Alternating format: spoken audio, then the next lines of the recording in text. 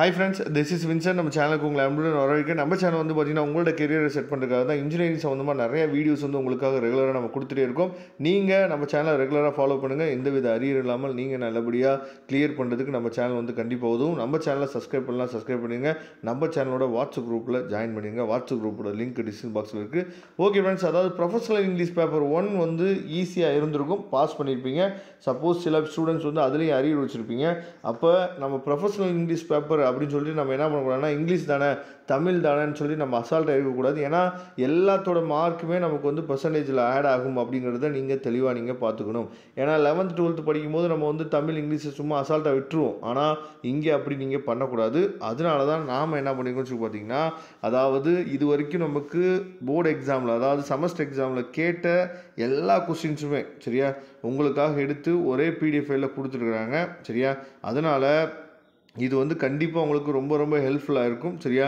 உங்களுக்கு வந்து என்னென்ன இப்போ 10 2 மார்க் கொஸ்டின் சொல்லும் போது உங்களுக்கு இங்கிலீஷில் தெரியும் என்ன பண்ணுவாங்க அப்படிங்கிறது சரியா.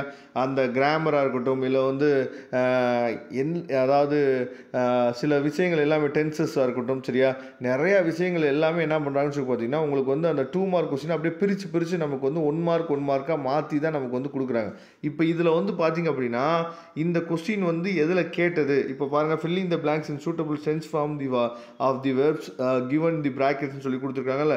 இந்த கொஸ்டின் வந்து பார்த்தீங்கன்னா நவம்பர் டிசம்பர் 2008 கேட்ட கொஸ்டின் சரியா. இங்கே ப்ராக்கெட்டில் கொடுத்துருக்காங்க பாருங்க, இங்கே லாஸ்ட்டாக இந்த மாதிரி எல்லாத்துலேயுமே இந்த கொஸ்டின் வந்து எப்போ கேட்டது அப்படிங்கிறது முதற்கொண்டு என்ன பண்ணிப்பாங்கன்னு சொல்லி பார்த்தீங்கன்னா எல்லாத்துலேயும் கொடுத்துருப்பாங்க, வித் ஆன்சர்ஸோடு இருக்குது. அதுதான் இங்கே இருக்க ஆன்சர் பார்த்தீங்கன்னா ரொம்ப ரொம்ப முக்கியமான ஒரு பெனிஃபிட். அதுக்கப்புறம் அதாவது ப்ரொஃபஷனல் ப்ரைஸஸ்ன்னு சொல்லி ஒவ்வொன்றா, அதாவது என்னென்ன பார்ட்லேருந்து நமக்கு வந்து கொஸ்டின்ஸ் வந்து கேட்கலாம், அப்போ அதோட ஆன்சர்ஸ் வந்து எப்படி நம்ம வந்து கொடுக்கணும் அப்படின்னு சொல்லி தான் என்ன பண்ணான்னு சொல்லி பார்த்தீங்கன்னா உங்களுக்கு வந்து இது எல்லாமே நம்ம கொடுத்துருக்காங்க. அதே மாதிரி பார்ட் பியில் இருக்கக்கூடிய இமெயில் ரைட்டிங் சரியா, இதெல்லாம் ரொம்ப முக்கியமானது சரியா.